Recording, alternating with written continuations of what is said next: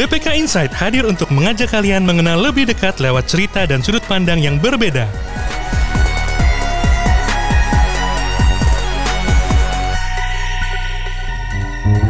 Selamat datang di BPK Insight, podcast pembelajaran BPK Korpu. Perkenalkan, nama saya Putri. Hari ini kita akan membahas mengenai peran pustakawan di instansi pemerintah. Nah, untuk itu kita udah kedatangan narasumber yang merupakan salah satu pustakawan yang dimiliki oleh BPK. Dia itu Ibu Dewi Kaniasari, yang juga merupakan Kepala Subbagian Perpustakaan di bawah Biro Humas dan KSI. Apa kabar Bu Dewi? Alhamdulillah sehat Mbak Putri. Gimana Mbak Putri? Sehat? Sehat. Nah ini mumpung dalam nuansa PPKM kita ngobrolnya via online dulu ya Bu ya. Siap. Untuk sekarang ini profesi pustakawan ini kan kurang umum dikenal gitu ya Bu ya sama masyarakat, pegawai BPK juga. Nah untuk itu kita mau tanya-tanya nih sama Ibu, sebenarnya profesi pustakawan nih apa sih gitu. Sementara yang kalau yang pendapat awam nih dari saya nih ya Bu ya, saya juga awam nih sebenarnya untuk profesi pustakawan ini. Itu tuh profesi yang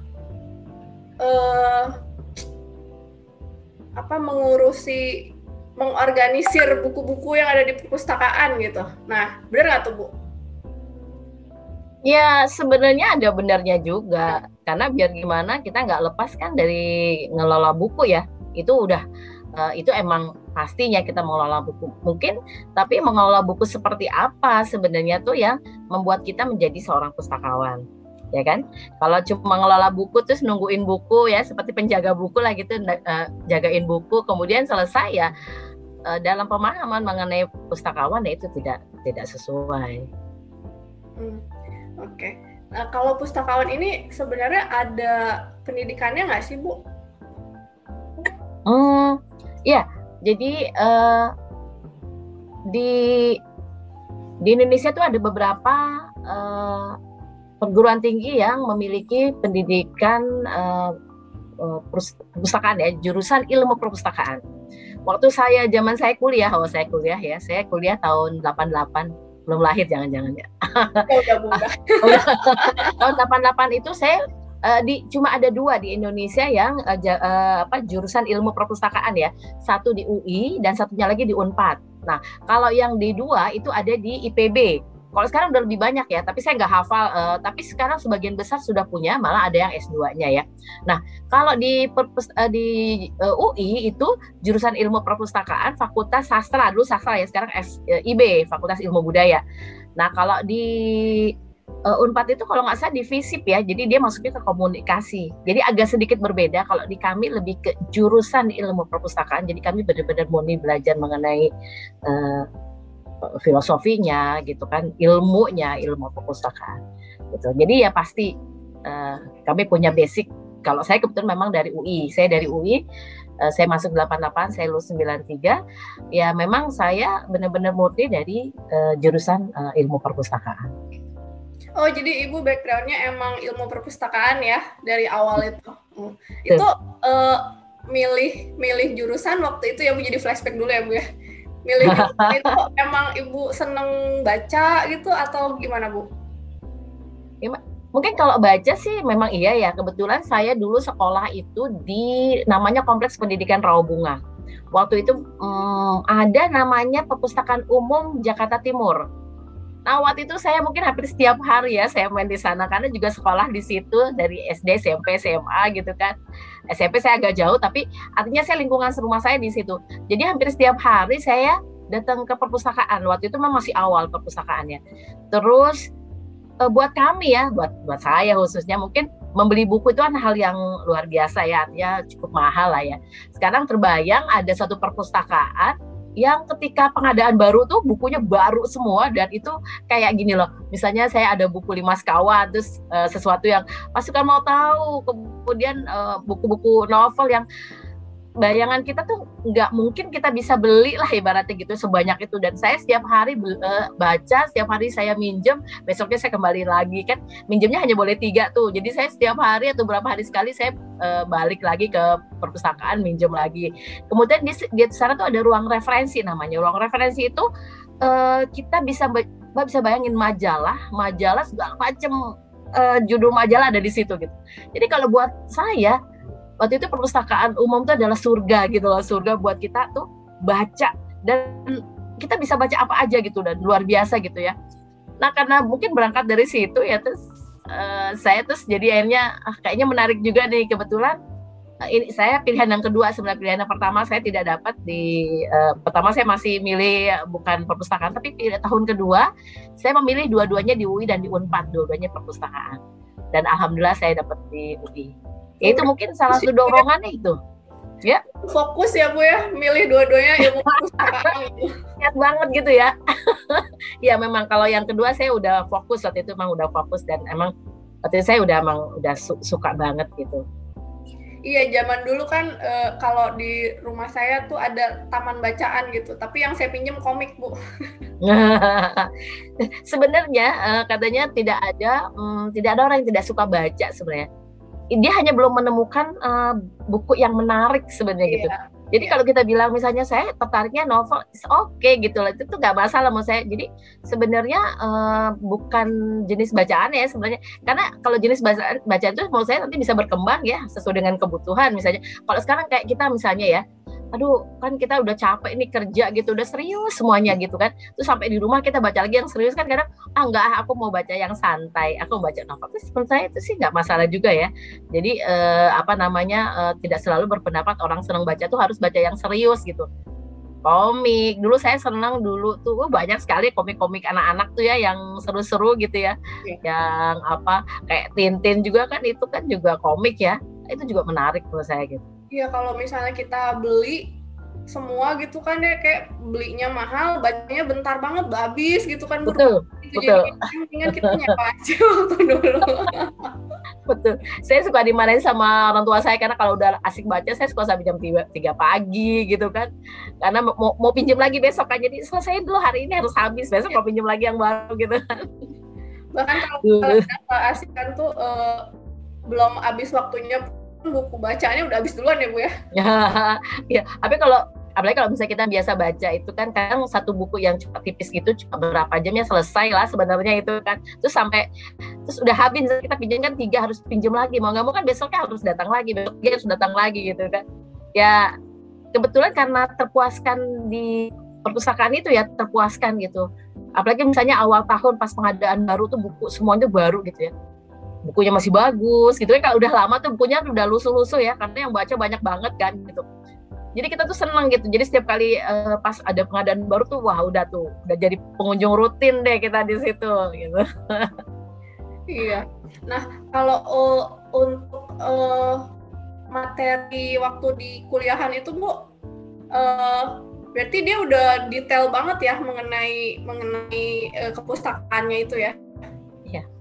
Ya, saya belajar memang ada manajemen perpustakaan kan. Kalau manajemen bagaimana sih mengelola perpustakaan, kemudian sejarah-sejarah perpustakaan ya, kemudian bagaimana pengembangan kayak kita juga belajar aplikasi ya, karena kalau dulu kan masih mungkin komputer aja masih jarang ya, kita udah belajar bagaimana aplikasi mengelola perpustakaan secara berteknologi lah ya. Digital ya? Digital gitu ya?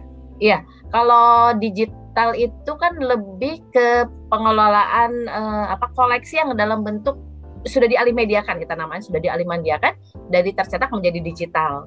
Kalau ini mengelola perpustakaan secara elektronik lah, Jadi misalnya dulu kita pakai katalog kartu ya, kalau mungkin kartu gitu 1, 2, 3 kita ngelola pakai laci-laci gitu kan, itu pekerjaan luar biasa menurut saya itu kan. Nah setelah ada teknologi informasi, kita mempergunakan katalognya secara online.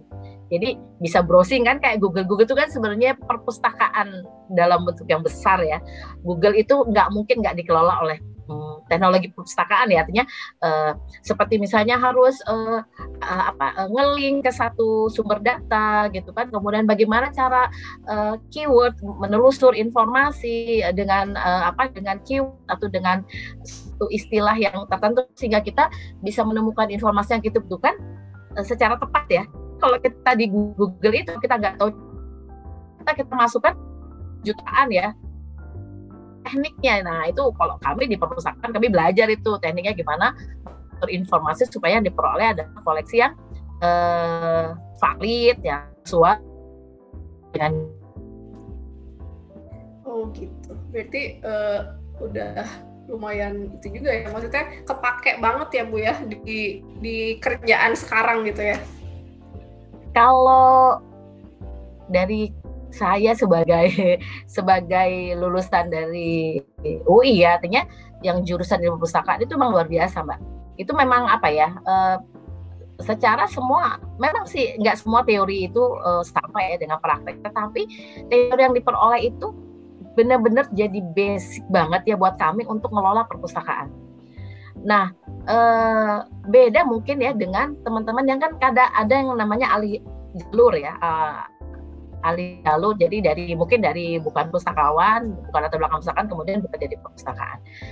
Memang ada sedikit berbeda kalau menurut saya. Jadi ada karena mindsetnya dari awal kalau kami kan memang udah berlatar belakangnya emang perpustakaan kan. Beda mungkin dengan teman-teman yang sebelumnya bukan pustakawan, kemudian alih jalur jadi jabatan fungsional pustakawan misalnya gitu. Itu emang ada sedikit berbeda. Makanya kalau mau alih jalur kan harus ada, di pustakawan itu ada CPTA, jadi tingkat ahli naik ke jabatan fungsional itu butuh kalau nggak salah berapa? Sekitar 300 jam kalau tidak salah, itu cukup banyak juga. Gitu. Jadi nggak semata-mata jadi sebenarnya gini, orang kan bilang siapa aja bisa ngelola perpustakaan. Betul, memang siapa aja bisa sebenarnya, tetapi nggak semuanya bisa mengelola perpustakaan dengan baik sesuai dengan standar yang berlaku. Nah itu memang diperlukan pendidikan formal atau non formal ya, karena kalau formal mungkin kan tapi kan waktu saya latar belakang saya bukan perpustakaan, oke nggak masalah ya, itu bisa ditingkatkan dengan diklat gitu kan, dengan diklat banyak belajar, mungkin juga studi banding dan lain-lain, melihat pengelolaan perpustakaan di tempat lain ya, itu bisa mengembangkan kemampuan dari si pustakawan itu. Oke. Nah Bu, kan ada lagi nih ngomongin jabatan fungsional nih Bu, ada lagi kemarin kan arsiparis ya Bu ya. Nah itu mirip-mirip apa gimana Bu? Kalau ini kalau arsip sebenarnya dari jenis bahan pustakanya aja ada sedikit berbeda sebenarnya. Kalau arsip itu kan sebenarnya dokumen yang dihasilkan oleh satu institusi ya, misalnya kayak surat dan lain-lain gitu kan, yang dikelola itu. Kami kan kalau perpustakaan kan mengelola rekam karya cetak yang lebih ke diterbitkan ya, biasanya diterbitkan karena biasanya kita udah dalam bentuk buku. Walaupun sekarang nggak cuma buku ya, nggak cuma tercetak tapi juga digital. Tetapi ada sedikit perbedaan, seperti kalau buku itu kan ada ISBN, International Standard Book Number. Jadi kita mengelola koleksi yang memang ada penerbitnya gitu kan. Kemudian, nah kalau misalnya arsip itu kan lebih yang dihasilkan oleh satu institusi ya. Kalau nota dinas kan nggak ada penerbit kan, dan itu biasanya suka lembaran gitu kan. Nah itu sedikit berbedanya di situ. Kemudian dari sisi pemanfaatannya ya, kalau arsip itu kan hanya untuk internal ya, internal atau eksternal, tapi dia lingkupnya terbatas gitu. Dia bukan diterbitkan untuk bisa dibaca oleh banyak orang, kecuali kumpulan surat dikumpulkan menjadi buku ya. Nah, itu menjadi buku perpustakaan kan. Tapi kalau surat-surat yang lembar-lembar ini kan disimpannya dikelolanya oleh arsiparis gitu kan. Itu kan lebih ke koleksi internal ya, lebih ke internal ya. Walaupun itu surat masuk, surat keluar gitu kan gitu. Nah mungkin kemudian biasanya kalau arsip itu tidak mudah dipinjam. Itu pengalaman saya kalau di perpustakaan misalnya saya mau pinjam buku itu dong gitu ya, itu mudah sekali kan, selain di pencatatan itu maka dia bisa dipinjam. Beda kan dengan arsip ya. Pengalaman saya misalnya datang ke Arsip Nasional, kemudian saya mau pinjam salah satu terbitan BPK loh ya, ini terbitan BPK itu prosedurnya memang luar biasa ya. Dan kita juga nggak bisa pinjam untuk dibawa pulang, itu nggak bisa. Paling kita bisa fotokopi, mau ibu butuh halaman berapa, oh nanti dia catat halaman berapa, di fotokopi mereka, kita hanya dapat kopiannya. Si A nggak akan keluar dari arsip gitu. Itu kalau yang saya rasakan ya, kalau kita ke arsip nasional. Kalau kita di perpustakaan kan mungkin kita butuh satu dokumen ya, yang memang sifatnya boleh dipinjam ya. Tentunya ada yang boleh dipinjam dan tidak boleh dipinjam. Nah, kalau yang boleh dipinjam itu pasti bisa kita bawa pulang, gitu kan. Nah, itu mungkin saya ada beberapa lah perbedaannya. Oh, jadi lumayan juga ya Bu ya. Oke. Iya. Kalau ini kita balik lagi ya Bu ya, keseruan jadi seorang pustakawan menurut Ibu. Apa ya? Saya memang dari masuk memang di perpustakaan. Saya memang latar belakang perpustakaan.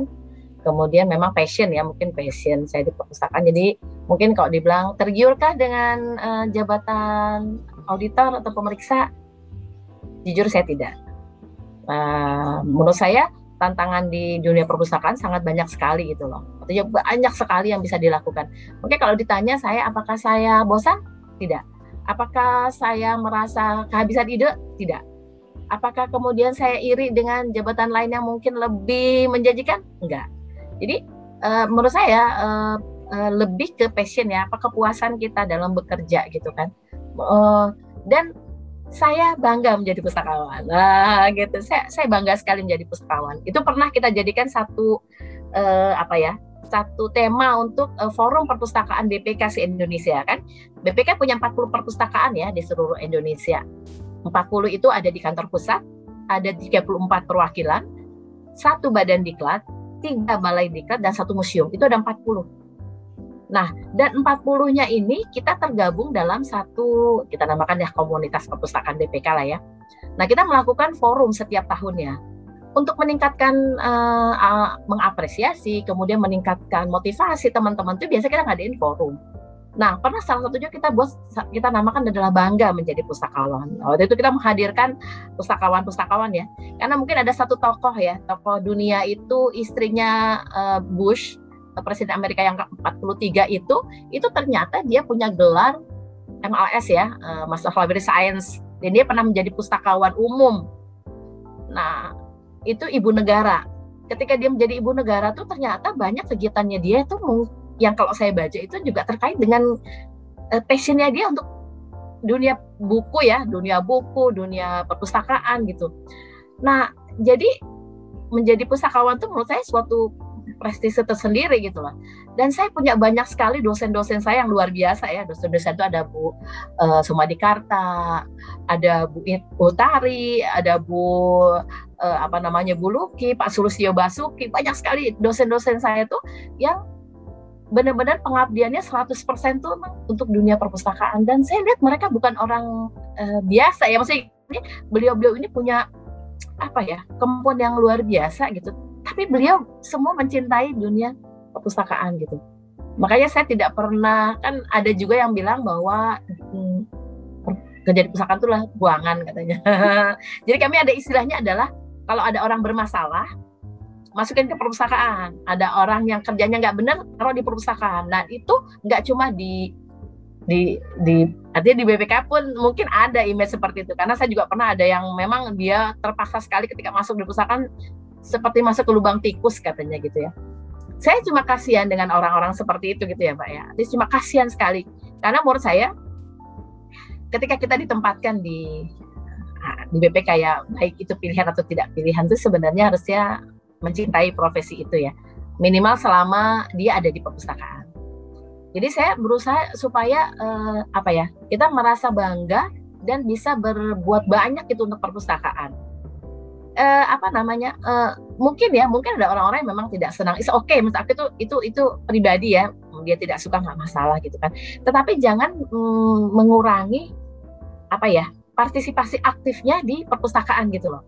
Jadi itulah yang kita tularkan ke teman-teman di pengelola perpustakaan di seluruh Indonesia, perpustakaan BPK ya, gitu kan, bahwa menjadi pustakawan itu bukan sesuatu yang memalukan gitu lah, bukan suatu malah itu suatu kegiatan menurut saya membanggakan selama kitanya sendiri bisa menunjukkan bahwa jadi pustakawan itu juga suatu profesi yang mulia gitu ya, mulia yang membanggakan, yang keren gitu, yang emang enggak sebenarnya tidak ada istilahnya memalukan atau dan lain-lain. Sebenarnya itu yang muncul dari kita sendiri sebenarnya kan. Mungkin kan misalnya gitu kita melihat auditor, auditor tuh keren gini-gini, jadi kita merasa kita cuma di perpustakaan, ya cuma di perpustakaan gitu kan. Nah akhirnya muncul kan seperti itu. Tapi ya alhamdulillah selama ini saya tidak pernah merasa seperti itu dan memang tidak pernah ditanamkan ya di diri sendiri, nggak pernah tanamkan. Saya pokoknya bangga menjadi pustakawan. Karena passion ya Bu ya, jadi ngerjainnya juga senang gitu kan ya? Ya juga. Ya harus senang Mbak sebenarnya. Sebenarnya sih kita bekerja di mana aja sih emang harus senang ya Mbak ya, kalau menurut aku ya. Karena kalau kita nggak senang kan mengurangi semangat ya, mengurangi semangat juga dan lain-lain. Oh. Nah kalau berarti pasti ada kan ya Bu ya untuk staff-staff yang baru dipindahin ke situ, tadi ada yang merasa seperti masuk ke lubang tikus gitu. Nah, itu jadi tantangan juga ya buat Ibu untuk membesarkan hatinya gitu ya. Jadi kerjanya tuh nggak sedih gitu, nggak tertekan kayak yang Ibu gini banget ditaruh di sini. Ya tantangan sih sebenarnya. Setiap orang yang masuk itu punya karakter masing-masing ya sebenarnya. Ada yang memang udah siap, mature lah, menurut saya itu udah siap. Jadi saya tuh merasa terbantu sekali ya dengan teman-teman yang memang ketika masuk itu walaupun misalnya dia nggak ada latar belakang perpustakaan, tapi dia siap untuk bekerja dimanapun ditempatkan. Itu emang berbeda sekali gitu loh. Berbeda dari sisi karakternya, kemudian semangat bekerjanya, kemudian kontribusinya itu memang berbeda sekali menurut saya ya. Jadi saya sih tetap berusaha supaya membangkitkan semangat gitu lah teman-teman. Karena saya sempat punya atasan yang bilang gini, Bu Dewi, banyak sekali orang yang ditempatkan perpustakaan tuh tidak dengan senang hati lah gitu kan. Terus sekarang gimana caranya supaya membuat mereka itu menjadi senang untuk bekerja di perpustakaan? Menurut saya itu kan tantangan ya. Gimana sih caranya gitu kan? Tetapi lepas dari itu semua ya Mbak Putri ya, sebenarnya itu hanya kita kembalikan kepada kedewasaan dia ketika dia bekerja ya. Mungkin kayak misalnya Mbak Putri ditaruh di perpustakaan, Mbak Putri menolak semuanya itu. Akhirnya kan secara tidak sadar di alam Mbak akan membatasi gitu loh kemampuan Mbak bahwa aku sebenarnya nggak suka di sini, jadi aku batasin kemampuan aku. Beda dengan yang memang ketika dia dipindahkan, dia bilang, oke, aku ada di perpustakaan sekarang, aku akan berkarya baik di perpustakaan, gitu kan? Itu beda sekali Mbak, memang itu di orang-orangnya gitu. Tapi alhamdulillah selama ini saya bertemu hampir semuanya kondisinya baik Mbak.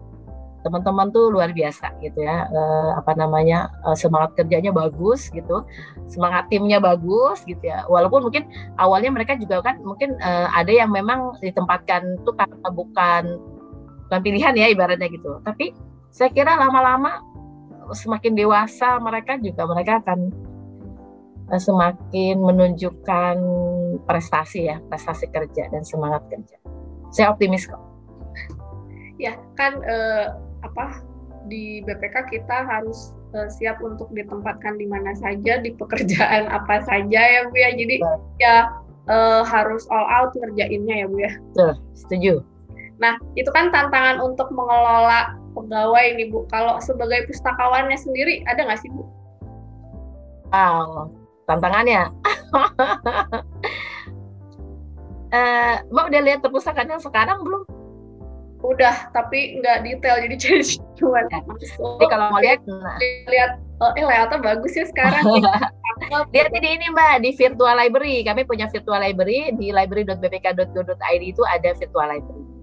Nah, mungkin kita flashback ya Mbak ya. Flashback ketika saya awal-awal masuk itu luar biasa memang ya. Perpustakaan tuh sama lah di semua kementerian lembaga itu mengalami masa-masa sulit ya, di mana kami mungkin bukan jadi satu satuan kerja yang boleh dibilang punya sesuatu lah gitu kan. Jadi kami ada atau tidak ada tuh nggak ada masalah gitu ya. Nah itu kan merupakan tantangan buat kalau saya secara pribadi gimana sih caranya meningkatkan supaya orang itu senang dan butuh perpustakaan. Dimulai dari memang ruangan, kalau Mbak tahu ruangan itu sederhana sekali ya. Sampai kalau saya mau didatangin teman-teman dari pustaka lain, saya suka minder gitu dan akhirnya kita menolak untuk didatangin gitu kan.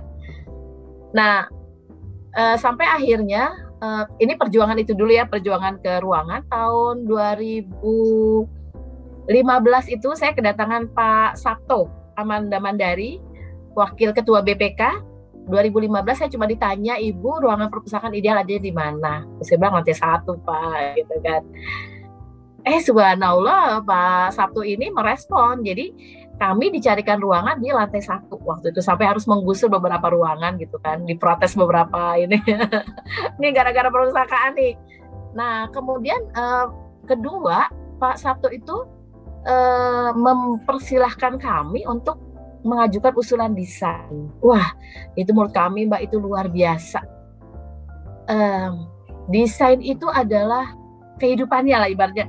Jadi kebayang kalau kita mau bikin perpustakaan kita nggak punya desain. Akhirnya kami studi banding, kemudian kami bikin kajian dan lain-lain. Akhirnya kami buatlah satu perencanaan bahwa kita pengen perpustakaan seperti ini.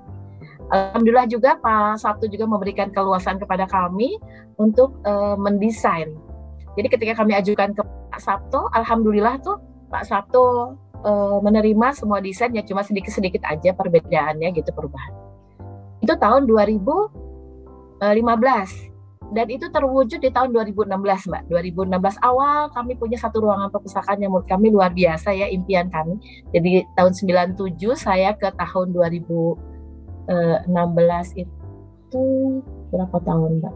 17 tahun ya, 18 tahun, 9. Ya, udah lama sekali, hampir 20 tahun. Mimpi itu kan akhirnya terwujud. Kemudian, kebetulan tahun 2014 itu, perpustakaan juga membawahi museum BPK. Jadi, tahun 2016 awal itu diresmikan miniatur museum dan perpustakaan lantai 1 Gedung Umar. 1 hari kemudian, kami pergi ke Jawa Tengah untuk presentasi mengenai permintaan museum yang di Magelang. Itu luasnya 3.880 meter persegi. 190. Itu Pak Sabto, Pak Sekjen dan lain-lain kita berpresentasi di Gubernur Jawa Tengah untuk mendapatkan hibah tanah di Jalan Diponegoro nomor 1. Mulailah tahun 2016 itu kami mengelola museum sampai akhirnya diresmikan di tahun 2017. Tahun 2017 menjadi UPT, tidak menjadi di bawah perpustakaan lagi. Tahun 2017 akhir kami ditawarkan lagi. Ada kesempatan punya ruangan di lantai 2. Jadi atas bawah. Luar biasa itu, kalau itu zamannya Pak Wakil Ketuanya Pak Barwa Akbar. Pak Barwa Akbar akhirnya membuatkan kami juga ruangan di lantai 2, jadi 1-2. Akhirnya tanggal sekitar awal Januari 2018 kami semua menempati lantai 1 dan 2 Gedung Umar. Dan ini ruangan yang kami miliki luar biasa Mbak, itu menurut saya impian dari semua pustakawan di seluruh Indonesia yang ada di instansi pemerintah itu adalah memiliki ruangan perpustakaan yang representatif. Dan itu alhamdulillah akhirnya kami miliki di tahun 2018. Tanggal 28 Juni 2018, Pak Barula Akbar menghendaki kami menjadi perpustakaan riset. Perpustakaan riset, tata kelola dan akuntabilitas keuangan negara. Akhirnya kami diresmikan tanggal 28 Juni menjadi perpustakaan riset. Jadi kami sekarang sedang belajar untuk menjadi perpustakaan riset ya, karena juga menjadi perpustakaan riset butuh persiapan, butuh rencana ya cukup matang. Nah, alhamdulillah itu Mbak. Jadi tantangannya luar biasa Mbak, luar biasa dari kami tidak punya ruangan yang representatif sampai aja kami punya. Kemudian mengenai koleksi pun kami dari awal walaupun tidak punya ruangan yang bagus, kami berusaha mengembangkan koleksi dengan sebaik mungkin. Jadi dari awal kita mulai mengembangkan koleksi, kemudian melakukan alih media di repositori institusi. Jadi Kalau dikenal tuh, kalau di kami ada di perusahaan adalah repositori institusi. Jadi setiap institusi itu harus menyimpan karya intelektual yang dihasilkan oleh institusi itu dalam bentuk yang digital dan tercetak. Sebenarnya lebih ke digitalnya. Makanya kami melakukan alih media di koleksi-koleksi hasil pemeriksaan BPK dari tahun 47 sampai terakhir itu 2004 kalau tidak salah. Karena setelah 2004 itu bentuknya sudah digital ya, sudah PDF, sudah kemudian yang lama-lama itu kami alih mediakan karena ternyata semenjak ada undang-undang yang tahun 2006 itu bahwa BPK harus ada di semua provinsi, mulailah kita membuka perpustakaan kan ya, perwakilan dan perpustakaannya. Ternyata tidak ada yang memiliki koleksi itu ya, misalnya hasil pemeriksaan BPK. Jadi perlu untuk sharing koleksi dengan perwakilan itu adalah dengan cara salah satunya adalah mendigitalisasikan koleksi terbitan BPK gitu, khususnya yang lama-lama. Nah akhirnya ada satu aplikasi kami yang kita namakan SIPUSPA, Sistem Informasi Perpustakaan, yang dipakai oleh 40 perpustakaan BPK se-Indonesia. Kami terhubung dengan satu aplikasi. Jadi misalnya Mbak mau lihat apa sih yang dimiliki oleh perpustakaan di Aceh, di BPK Perwakilan Aceh, kita bisa. Yang ada di museum kita bisa lihat. Saya bisa lihat juga koleksi yang dimiliki oleh perpustakaan di Badiklat. Nah, itu semua terhubung. Koleksinya ada yang bisa dimanfaatkan oleh semua ya. Misalnya kayak Hapsem bisa dilihat oleh semua. Kemudian ada sejarah BPK 25 tahun. Sejarah BPK itu buku yang bagus sekali, Mbak. Bagus sekali itu. Jadi kalau kita apalagi yang orang-orang baru ya, yang junior-junior itu banyak sekali yang kita tidak tahu mengenai BPK. Nah, itu ada 25 tahun BPK. Kemudian yang lain ya, selain ruangan, koleksi, kami juga menjalin hubungan baik sebenarnya dengan user. Jadi kalau kita suka bercanda bahwa orang minjemnya cuma 5 menit, ngobrolnya 1 jam, Mbak. Jadi kami itu waktu itu benar-benar menjalin hubungan baik dengan user, sehingga akhirnya sekarang terasa, Mbak. Kalau saya merasakannya sekarang tuh hubungan baik kami dengan user itu terasa sampai sekarang, Mbak. Misalnya, saya pernah dimintai bantuan untuk membuatkan satu sejarah struktur organisasi BPK, dan itu diperoleh dari dokumen-dokumen yang ada di perpustakaan ya, repositorinya itu. Dan itu luar biasa, Mbak. Jadi kita seperti juga melakukan riset mengenai sejarah BPK ya, tapi dalam bentuk struktur organisasi. Dan itu alhamdulillah kita temukan. Itu saya juga bingung gimana ya carinya yaitu struktur organisasi ya. Apalagi banyak sekali saya tanya ke JDIH, nggak punya gitu struktur organisasi. Aduh, itu gimana ya, masa kita yang baru tahun 47 aja nggak punya dokumentasi mengenai BPK gitu kan. Nah akhirnya saya berusaha nyari itu, akhirnya ketemu di 25 tahun, dan itu luar biasa, Mbak. Makanya saya rekomendasikan sekali lah 25 tahun sejarah BPK 25 tahun itu untuk jadi teman-teman dibaca, apalagi untuk yang baru masuk ya, kayak kemarin CPNS tuh saya minta baca deh, itu tuh bagus sekali itu sejarahnya. Nah akhirnya ada, kalau menurut saya ini mungkin GR-nya saya gitu, bahwa ada satu kebutuhan gitu loh mereka untuk memanfaatkan perpustakaan. Karena juga kami menjalin hubungan baik dengan mereka dari zaman dulu, masih ruangan juga sederhana. Kemudian kami juga sering melakukan kegiatan misalnya kayak bedah buku ya, Mbak, bedah buku. Kemudian kami juga pernah mengadakan yang kita namakan pakai booth loh, Mbak. Jadi kita suka pakai booth di depan, kalau Mbak tahu, di dekat ATM. Nah, itu kan ruangan yang dulu di lalu-lalang orang semua lalu situ. Kita buat acara di situ ya, acara di situ kita promosi mengenai misalnya buku baru, kita promosi di situ. Kemudian kita minta masukan, mau pinjam buku apa, mau butuh buku apa, itu kita minta masukan. Kemudian kita bikin kuis di situ, Mbak. Kita bikin kuis, kemudian ada hadiahnya. Jadi pernah ada sebelum pandemi itu mungkin sekali berkunjung lebih dari 100 orang. Terus kami juga menyediakan kudapan ya, kayak kue-kue, kopi gitu. Jadi orang datang itu ke stand kami selama 1 hari itu banyak sekali yang bisa dipromosikan oleh kami ya, promosikan. Nah, itu salah satu kegiatan, itu mungkin bikin bonding ya dengan si user. Kemudian kami juga ada namanya diskusi kesehatan, Mbak. Diskusi kesehatan itu diskusi dengan dokter di BPK. Jadi kami waktu itu nggak usah kita cari yang lain. Dokter di BPK aja banyak kok punya potensi ya. Waktu itu saya bisa dengan Dokter Henny mengenai gizi. Kan kalau ibu-ibu kan gizi ya, misalnya obesitas gitu kan, nah itu kan senang tuh. Nah itu emang acaranya perempuan semua, Mbak. Kenapa kami pilih perempuan semua? Maksudnya kalau mungkin ada yang diungkapkan ke dokter, kemudian dokternya juga perempuan, misalnya mau nanya yang sensitif gitu mengenai perempuan tuh nggak malu gitu. Jadi waktu itu emang acara diskusi kesehatan kami buat emang waktu itu ya emang hanya untuk wanita. gitu. Terus kami juga ada namanya ngopi bareng. Ngopi bareng tuh benar-benar ada kopi ya Mbak ya, ada baristanya gitu kan, ada kopi, ada barista. Jadi sambil dengerin tuh sambil ngopi, sambil makan gorengan gitu kan. Dan temanya itu bisa kenapa? Santai Mbak tuh. Nah alhamdulillah pas kami punya ruangan yang cukup representatif ya di lantai 1 tuh. Lantai 1 kan di depannya tuh ada ruang eksternalnya itu untuk. Nah itu kita pakai tuh Mbak untuk diskusi. Nah kadang-kadang juga di lantai 2 gedung Umar ini kita pakai kalau cuma 50 orang kita pakai untuk diskusi. Akhirnya kita benar-benar bisa memanfaatkan perpustakaan secara maksimal Mbak. Nah gitu loh Mbak. Tantangannya luar biasa Mbak, dan itu butuh berapa tahun ya? Lebih 20 tahun untuk sampai seperti sekarang ini. Nah ini dan saya tadi Bu, yang buku 25 tahun itu Ibu nemunya dari mana tuh Bu? Berarti file-file dokumen-dokumen yang zaman dulunya itu. Jadi buku 25 tahun ini ternyata juga udah jarang yang punya gitu ya. Jadi mungkin saya juga udah nggak inget ya, karena memang juga dulu kan udah punya ya koleksi. Tapi kan mungkin orang nggak terlalu aware nih bahwa kita punya loh ibaratnya harta karun nih sebenarnya yang bagus banget gitu kan.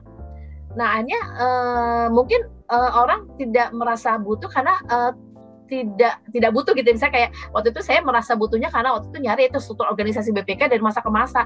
Kalau kita ringkas dari isi 25 tahun itu bisa loh Mbak dijawab, oh tahun ini tuh kita ada loh yang namanya bagian ini, bagian itu gitu, yang sekarang udah nggak ada lagi ya gitu. Jadi kita sampai buatkan PPT-nya tuh sampai lengkap gitu loh. Memang ada yang hilang karena itu pun sama sekali nggak ada Mbak dokumennya. Nah ketika saya menemukan itu sudah bagus, dan memang kebetulan hampir semua terbitan BPK udah kami alih mediakan ya menjadi digital. Jadi udah kita alih mediakan selama udah hampir lebih dari 10 tahun ya. Kami selalu setiap tahun melakukan alih media dari koleksi yang dimiliki. Apalagi koleksi yang udah lama-lama nih kayak 25 tahun tuh berapa sih? 70 kan kita 47 ya, 25 tahun tuh 72 ya, itu terbitan tahun 72. Nah itu Mbak kalau nggak cepat kita selamatkan gitu ya, nah alhamdulillah sih gitu, artinya itu emang ada, kebetulan ada, dan alhamdulillah termasuk barang yang diselamatkan gitu Mbak. Jadi ada beberapa koleksi yang memang dipinjam kemudian menghilang. Nah itu kan salah satu penyakitnya di kita adalah pinjam terus nggak dikembaliin gitu kan. Nah akhirnya sekarang kami buku-buku terbitan BPK nggak boleh dipinjam karena kami rata-rata cuma punya 1 eksemplar Mbak gitu. Nah kita simpen bener-bener, kita alih mediakan. Kalau mau akses ya ini, saya punya pengalaman gini Mbak, sekitar tahun itu kami ada masih di lantai 2 gedung arsip itu sekitar tahun 2017-an 2007.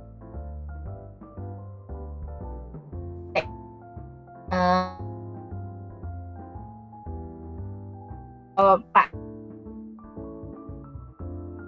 kita sekarang ini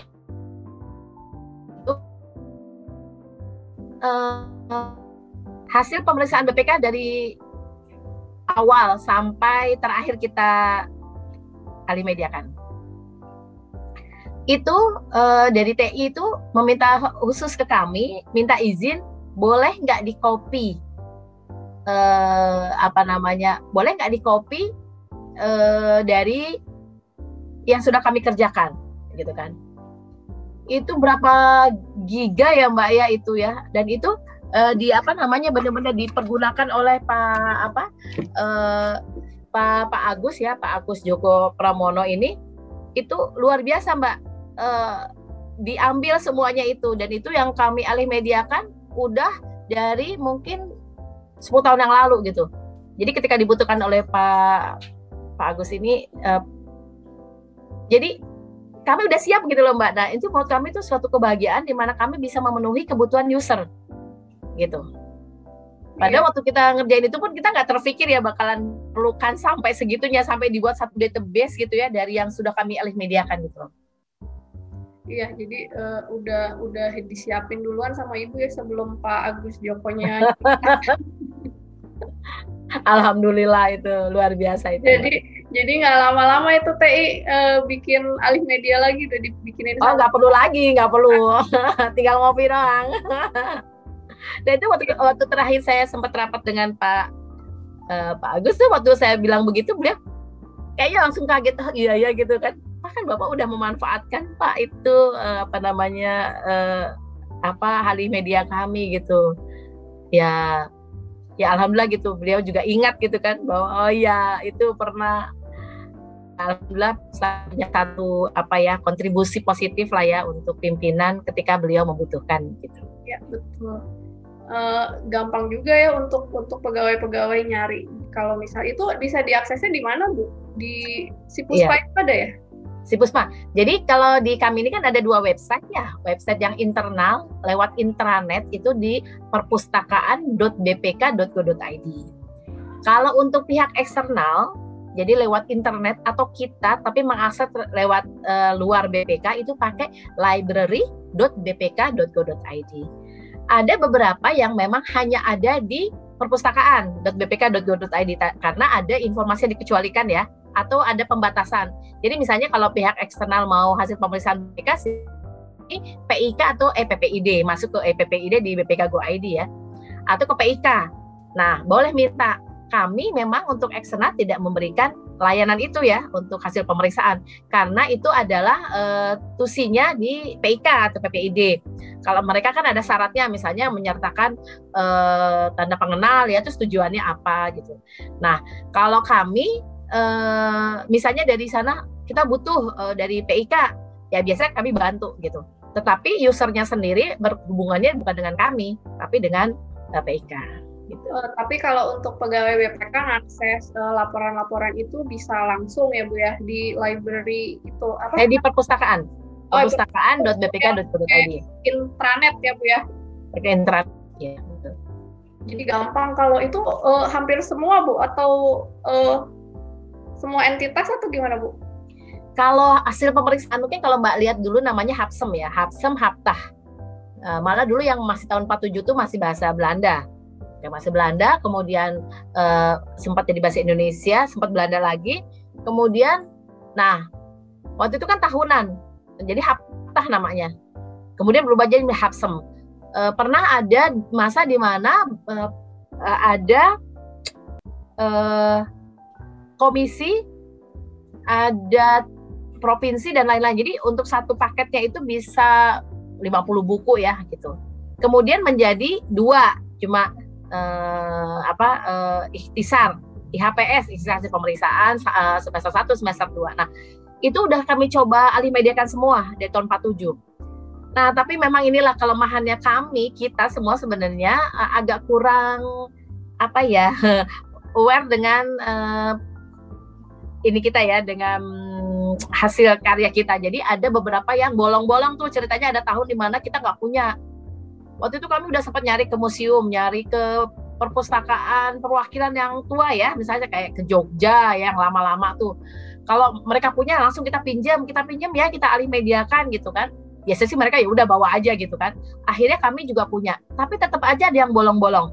Nah, waktu itu kami sempat datang ke Arsip Nasional untuk mencari yang bolong ini, ternyata juga tidak semudah itu gitu loh. Artinya walaupun itu arsipnya kita ada di Arsip Nasional, itu tidak semudah kita nggak pinjam dong saya gitu, nggak bisa begitu gitu loh Mbak. Nah, dan juga ternyata banyak juga yang akhirnya kita ya udahlah kita given gitu kan. Ternyata nggak semua Hapsem kita punya. Saya tidak hafal nomor-nomornya, tahun-tahunnya yang itu ya, tapi ada yang lewat juga Mbak.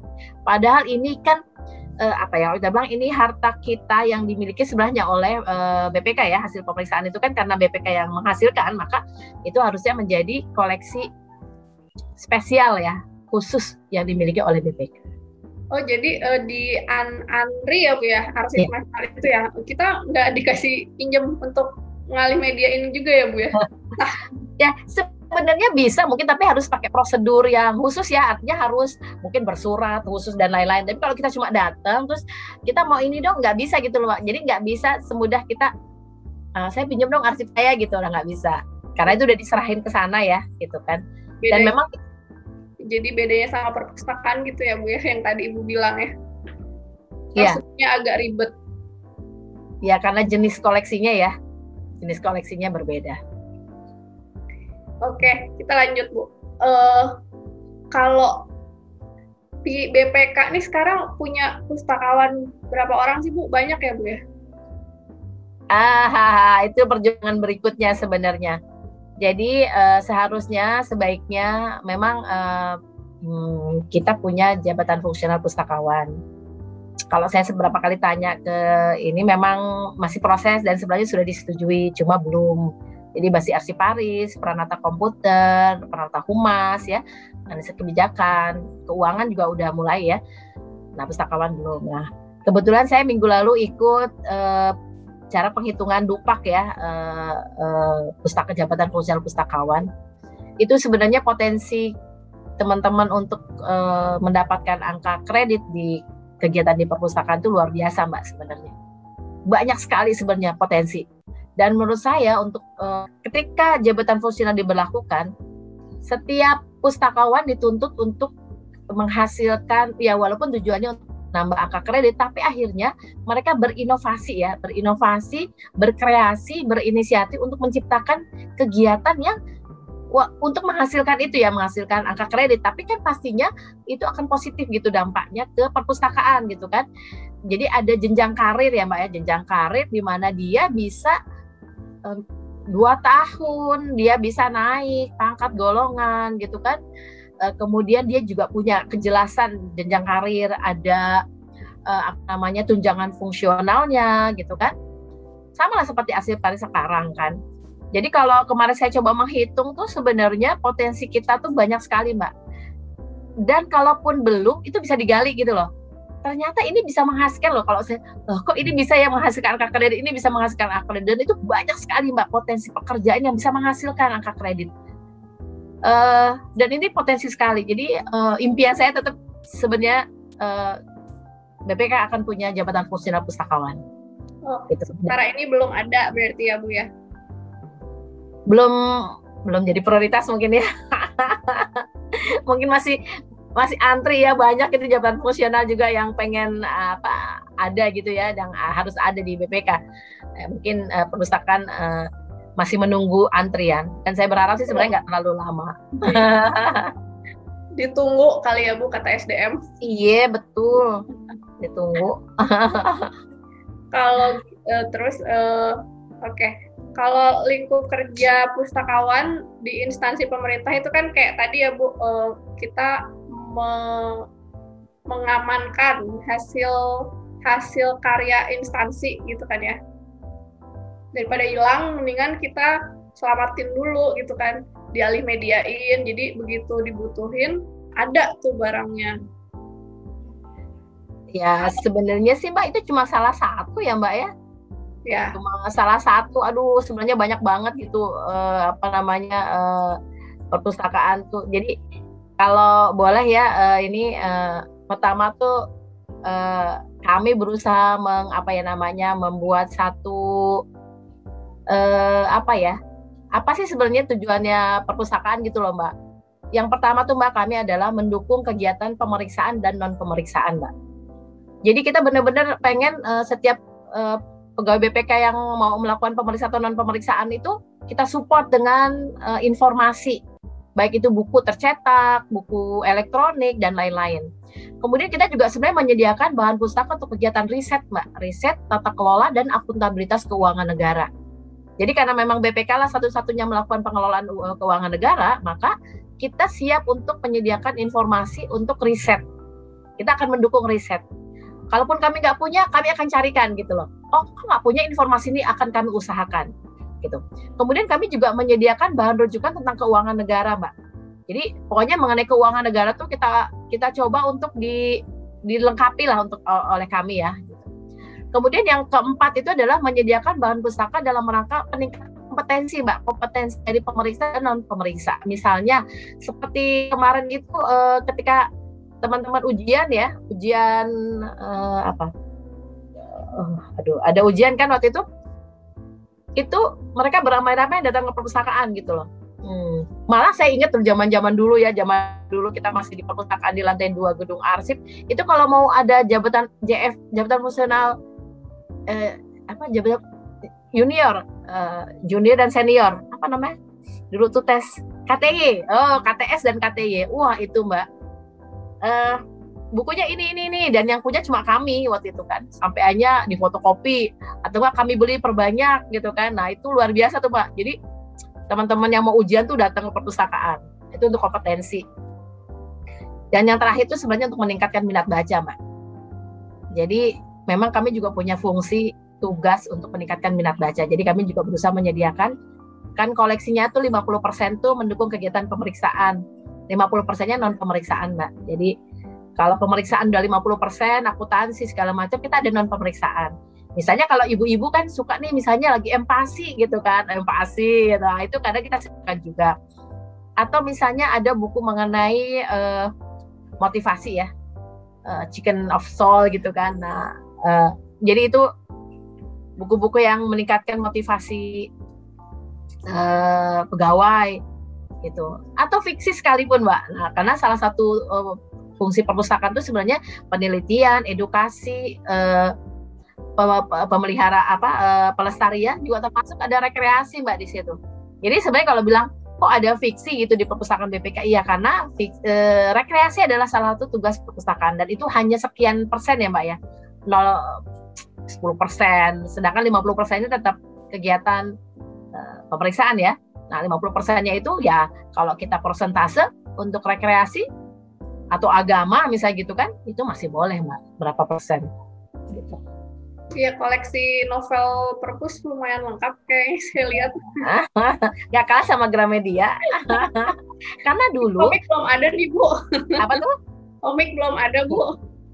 Komik ya, jadi ini sebenarnya ini antara idealisme pustakawan ya dengan kebijakan gitu ya. Memang untuk kaitannya dengan buku anak itu memang kami belum dapat izin. Jadi tempat waktu itu kita minta boleh nggak kita menyediakan buku anak, karena kadang ada juga teman-teman yang bawa anaknya kan ke kantor. Nah biasanya saya suka dititipin, Bu ini anak saya di sini, ya silahkan aja, punya nggak buku cerita anak-anak gitu. Nah akhirnya kami juga menyediakan itu sebagai satu komplimen aja gitu. Jadi kami siapin, karena kan kami juga suka ada acara misalnya dongeng anak gitu ya kan. Kami juga 3 kali ulang tahun BPK tuh kami selalu ngadain dongeng anak. Nah ketika dongeng anak tuh kami sempat tuh beli buku-buku anak-anak untuk jadi souvenir gitu kan, buku anak. Nah akhirnya itu kita jadikan sebagai koleksi buat kalau misalnya ada yang bawa anak nih, boleh baca nih, ada komik-komik ya, kayak Mbak bilang itu komik-komik ya itu ya, tapi secara ini tidak masuk dalam koleksinya perpustakaan.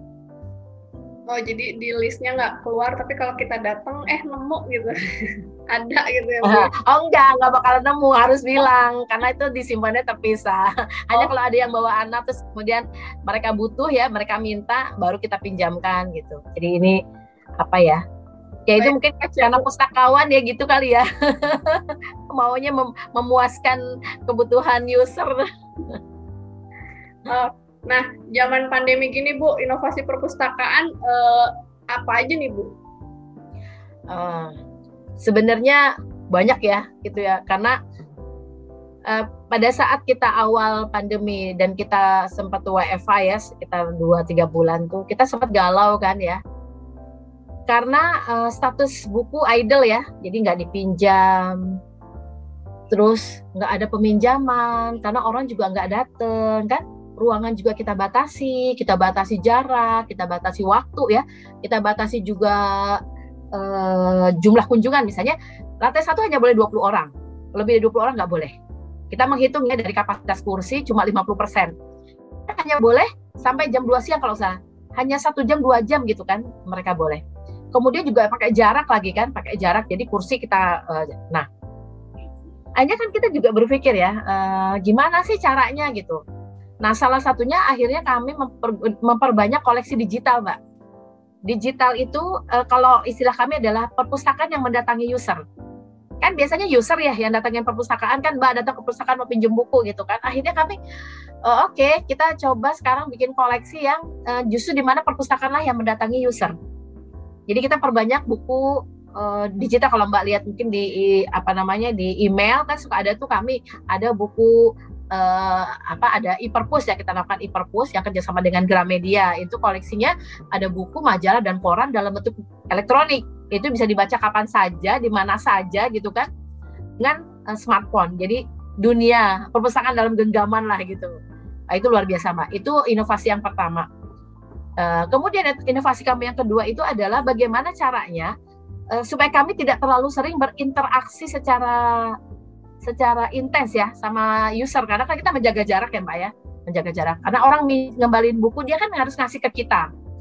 Waktu itu kita belajar gimana caranya mensterilkan gitu, tapi emang agak sulit. Jadi oh ya udah kita taruh aja dalam satu kayak rak. Orang-orang kasih aja tuh di situ bukunya, sebutin aja nomornya berapa, siapa namanya gitu. Jadi kita ada di sirkulasi melakukan transaksi pengembalian, tapi bukunya nggak ada di kita. Kita taruh di dalam satu tempat tersendiri. Akhirnya terpikir untuk bikin kita buat namanya book drop. Nah, book drop itu sebenarnya di dunia internasional itu udah biasa ya di perpustakaan, apalagi perpustakaan umum. Itu biasanya kalau mereka naruh di pusat-pusat perbelanjaan kayak gitu. Jadi orang mau ngembalin buku kapan aja gitu, di mana aja. Nanti tinggal diambil. Nah, akhirnya kita bikin book drop. Nah, book drop kita buatkan videonya dan lain-lain. Jadi kalau ada yang mau ngembaliin, masukin book drop. Misalnya Mbak datang mau ngembaliin, saya pas datang ke kantor pusat saya mau ngembaliin buku nih, oh perpustakaannya tutup, atau datangnya pagi-pagi, atau datangnya justru udah jam pulang, kan nggak bisa ketemu dengan kami. Nah, silakan nanti dimasukkan ke book drop. Ada tuh tata caranya ya Mbak ya, ada tata caranya dan lain-lain. Masukkan ke book drop. Itu jadi solusi buat kami Mbak. Akhirnya kami juga nggak pusing gitu. Jadi kalau misalnya ada yang aku ada di depan perpus nih gitu kan, saya pernah tuh Pak Yusuf John, Bu Dewi, saya mau ngembalin buku saya di depan perpus. Aduh gitu kan, kita lagi WFA ini Pak gimana gitu kan. Nah itu betul waktu itu sih ada OB ya, hanya dititipkan. Nah dengan adanya si book drop ini, itu udah salah satu solusi Mbak. Kita tinggal bilang Pak masukin aja ke book drop Pak. Bapak foto, catat nomor induknya, kirim. Ada kan kami ada Bitly-nya ya, Bitly apa gitu kan. Nah itu masukin. Udah tuh selesai tuh Mbak. Nah, itu salah satu solusi pandemi. Ada 2 tuh, Mbak. Nah, satu lagi yang sedang kami kembangkan adalah kita namakan IoT, Internet of Things. Jadi kita, kalau Mbak pernah lihat ini loh, yang peminjaman power bank. Nah, jadi misalnya gini, saya mau minjem buku, oh oke, bukunya kita carikan. Nah, nanti bukunya sama kami ditaruh di satu, kita pakai locker ya Mbak ya, locker ini udah dimodifikasi. Dipakein ya IoT itu Internet of Things. Jadi saya udah di depan locker ya Bapak coba datang ke locker nomor 6. Nah nanti locker nomor 6 kami buka jarak jauh Mbak pakai remote control. Dibuka nanti dia ambil, dia foto segala macam, bukunya dia tutup lagi. Jadi kami untuk peminjaman juga tidak akan berinteraksi langsung dengan user. Gitu. Ya saya baru bisa datang nanti malam. Oh nggak apa-apa. Kasih tahu aja kami. Kalau udah sampai sana, nanti kami akan bukakan, gitu kan? Karena dengan teknologi pasti bisa lah kami buka jarak jauh kan dengan aplikasi. Nah itu 3 tuh Mbak, inovasi kami yang menurut kami ini worth it banget. Oh ya tambah satu lagi Mas sebenarnya, ada namanya virtual library Mbak. Virtual library itu juga waktu itu kan karena kunjungan sedikit sekali Mbak, malah nggak ada kunjungan sama sekali. Buat kami itu kan suatu sesuatu yang harus dicari jalan keluarnya gitu loh. Kita punya koleksi kami bagus, tapi orang nggak bisa datang dan nggak bisa dimanfaatkan. Nah akhirnya kami membuat namanya virtual library, dan ini kalau di dunia internasional juga udah biasa Mbak. Biasanya kalau Mbak lihat museum itu ada virtual museum. Saya pernah juga ke virtual museum yang ada di Louvre ya, Louvre di Prancis itu, kita ngelihat lukisan-lukisan gitu kan. Tapi memang berbayar Mbak kalau mereka Mbak, kalau cuma lihat-lihat aja, tapi kalau udah detail tuh harus berbayar. Nah, kita bikinlah virtual library. Jadi setiap kunjungan, kan kami kerjasama dengan hubungan antar lembaga. Nah, setiap ada kunjungan dari universitas, atau dari kayak kemarin kami di SKK Migas gitu kan, dari BEM UI, dari Universitas Muhammadiyah, mereka datang, kita promosikan perpustakaan virtual. Jadi kita ajak mereka mengeksplor perpustakaan gitu kan dengan virtual. Dan itu kunjungannya tahun kemarin itu sampai 1.000 orang. Tahun ini aja sudah sekitar 600-700 orang. Eksternal ya Mbak ya, dengan virtual library. Ini kalau menurut kami, ini adalah salah satu bentuk promosi yang luar biasa Mbak di saat pandemi, di mana kita nggak mungkin orang datang ya ke perpustakaan secara fisik ya. Tapi mereka tetap bisa melihat, memanfaatkan. Kan kami di dalamnya juga ada tuh Mbak, misalnya kayak sejarah BPK 25 tahun itu ada Mbak. Jadi kalau misalnya Mbak mau, saya mau nyari itu masuk ke virtual library, Di situ ada video BPK, di situ ada sejarah BPK, ada majalah warta gitu. Ada koleksi-koleksi yang digital dan akses-akses ya ke sana. Nah, Mbak akan seperti ada di perpustakaan aja gitu. Nah, itu inovasi, ada 4 inovasi yang kami coba coba kembangkan dan coba terapkan di saat pandemi ya, dari tahun 2020 sampai 2021. Udah canggih banget ya Bu ya perpus kita. Kalau untuk si book drop tadi, boxnya sama apa yang untuk minjem tadi itu apa, loker itu lokasinya di mana Bu? Itu pas di depan. Jadi kan kami sebenarnya punya 2 pintu ya. Ya ini luar biasa, menurut kami juga luar biasa. Kami punya pintu eksternal. Jadi kalau dari parkir depan ya, jadi dari depan tuh ada pintu. Nah itu dari pihak eksternal. Nah kalau dari dalam kan ada tuh dari lobi gedung Umar, itu kan ada semacam lorong. Nah pas di depan pintu masuk itu ada book drop. Malah kalau book drop ini efektif, sebenarnya kami juga ditawarkan gimana kalau book drop ada di beberapa tempat gitu kan. Wah menarik juga nih, ntar kita lihat dulu efektivitasnya. Kalau ternyata banyak yang memanfaatkan, bisa aja kami taruh di beberapa lokasi ya. Jadi nanti siapa aja pegawai yang mau ngembaliin buku, tinggal masukkan ke sana gitu. Jadi cukup strategis. Kalau yang loker untuk peminjaman ya, untuk menaruh buku yang akan dipinjam, itu memang cuma ada 1 di depan ruang perpustakaan. Itu masih kita proses ya, karena memang terpotong-potong seringnya WFH ya, sedangkan itu kan harus memasang peralatannya tuh kayak ada kabel listrik, ada CCTV gitu kan, ada IoT-nya, dan itu butuh fisik lah, kita harus datang ke sana. Nah ini yang kita kemarin sempat terkendala ya Mbak ya. Tapi udah berjalan Bu untuk yang loker tadi itu? Loker kita uji coba tapi nggak di situ ya, uji coba dan udah berhasil, tinggal diterapkan. Rencananya kami mungkin ada sekitar 10 loker yang akan jadi masternya gitu. Jadi uji coba di 10 ini. Semoga sih harapan kami ketika nanti sudah kita bisa WFO ya, mungkin kita butuh waktu seminggu misalnya untuk mewujudkannya, nanti bisa dipakai. Semoga. Jadi sistemnya kita lihat koleksi di e-library, ya, terus begitu kita kontak atau minjemnya lewat aplikasi itu juga Bu? Sebenarnya di aplikasi juga punya ya. Aplikasi itu punya namanya booking. Kalau dulu kita namanya booking koleksi. Jadi kita mau booking nih buku ini gitu. Nah itu akan kita coba aktifkan lagi. Tapi ya kalau yang ini kita pakai kan kami punya namanya Bitly Tanya Perpustakaan. Nah itu memang sarana kami untuk user itu kalau mau tanya apa aja sama kami. Kami akan merespon, misalnya kita butuh buku ini dong, gitu. Ada nggak sih, misalnya gitu kan? Oke, ada, kita siapin ya, misalnya gitu kan. Bukunya udah ada nih, mungkin Bapak atau Ibu silakan kalau mau pinjam nanti kabari kami ya. Nanti kami kasih tahu ada di mana bukunya. Nah itu seperti itu mungkin gambaran rancangannya seperti itu. Nah ini kan memang sebenarnya user juga menurut saya sekarang ketika pandemi ini juga semakin pintar gitu loh Mbak. Dia kan dia kan pasti gimana caranya saya butuh buku itu, saya pengen dapetin gitu kan. Nah dengan kita pakai Bitly Tanya Perpustakaan itu memang kami banyak tuh Mbak pertanyaan-pertanyaan, termasuk misalnya kan kita punya e-book sama e-journal yang harus pakai password Mbak. Kalau Mbak tahu ada ProQuest, ada Cengage, ada EBSCO, itu kalau dari internal BPK kita pakai jaringan intranet emang nggak usah pakai password karena IP address-nya kan udah di data. Tapi kalau kita dari luar, misalnya Mbak mau dari rumah, itu harus pakai password. Nah, password itu bisa diminta ke kami. Karena memang kami nggak boleh ngasih password, misalnya disebar di email everyone gitu, nggak boleh. Tapi kalau ada yang nanya, kami kasih passwordnya. Nah, itu banyak tuh Mbak yang tanya Mbak, kayak gitu. Jadi sebenarnya interaksi user dengan kami sebenarnya dengan Bitly yang Tanya Perpustakaan itu udah berjalan baik. Berarti bisa 24 jam dong Bu itu pertanyaan-pertanyaan masuk. Iya, saya kadang-kadang juga masih melayani malam-malam juga. Sebenarnya akhirnya jadi tidak terbatas ruang dan waktu ya Mbak ya. Iya. Ya menyesuaikan ya Bu ya dengan kondisi.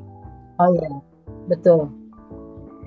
Oke, terakhir nih Bu, tadi kan sumbangsi pustakawan bagi kinerja BPK atau tusinya selain yang tadi cerita tentang Pak Wakil Ketua yang pakai data perpustakaan, ada lagi nggak Bu? Ya, sebenarnya permintaan di perpustakaan itu banyak sekali Mbak sebenarnya Mbak. Terakhir tuh saya dapat, yaitu saya bilang yang saya pernah mereka minta dibuatkan sejarah struktur organisasi ya, gitu. Kemudian juga dari Badika sendiri kan juga minta mengenai sejarah BPK ya, gitu. Dan itu banyak sekali kami peroleh emang dari sumber-sumber yang dimiliki oleh perpustakaan. Kemudian jadi gini, sebenarnya kami ini, ketika kami sekarang mempromosikan menjadi perpustakaan riset, kami menerima permintaan dari teman-teman yang ingin membuat tulisan ya, misalnya riset atau membuat skripsi, tesis, disertasi ya, seperti itu. Itu misalnya mereka, kita butuh ini. Terakhir malah saya dapat permintaan dari Pak Bahrullah Akbar itu untuk mencari tulisan-tulisan mengenai long form audit report. Nah itu kalau saya baca itu BPK adalah salah satu yang mempelopori itu. Nah kita lagi coba cari Mbak, karena itu nggak terlalu banyak itu tulisan mengenai long form audit report. Nah itu salah satu permintaan dari Pak BA ya. Nah tapi kami berusaha mencari informasi. Nah seperti itu Mbak, misalnya ada permintaan gitu, kita cari bukunya. Oh ada di penerbit mana di Amerika gitu ya kan, biasa kita pesan gitu kan. Oh ada di jurnal internasional, kalau kita dapat ya kita akan ambil ya. Kalaupun nggak ada, biasa saya tanya teman-teman, ada nggak sih yang punya tulisan mengenai ini long form audit report. Nah hal seperti itu sebenarnya sekarang udah mulai terasa Mbak, mulai terasa banyak, karena mereka kan merasa kok kita nggak punya. Nggak masalah nggak punya, karena nggak ada perpustakaan yang lengkap. Perpustakaan akan lengkap kalau ada permintaan dari user ya kan. Saya butuh ini dong Bu, kemarin Litbang minta dilanggankan satu majalah elektronik. Nah itu sedang kita coba kerjakan. Nah kemudian satu lagi Mbak, kami sekarang ngurusin namanya ISBN. Kami senang benar Mbak, ISBN itu International Standard Book Numbers. Jadi setiap buku yang diterbitkan di Indonesia itu harus mendapatkan nomor ISBN kalau dia mau seperti punya satu pengakuan ya Mbak ya, karena ISBN itu kan berarti dia sudah registrasi di Perpustakaan Nasional. Tahun ini aja saya udah dapat mungkin permintaan lebih dari 5 permintaan, termasuk belum lagi tahun kemarin.